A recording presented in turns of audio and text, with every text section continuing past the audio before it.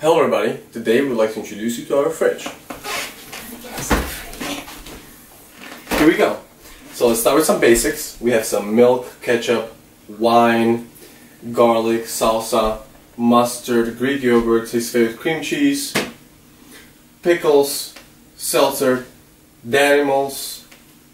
We have some sweet potatoes and veggie burgers, some hard-boiled eggs, some carrots and hummus, veggies and pomegranate, overnight oats, bean kale stew, stuffed peppers, huge salads, and we have some carrots, apples, lettuce, avocados. We have some tempeh, chicken, and here are his favorites: maple syrup, raspberry syrup, and chocolate syrup. Thank you.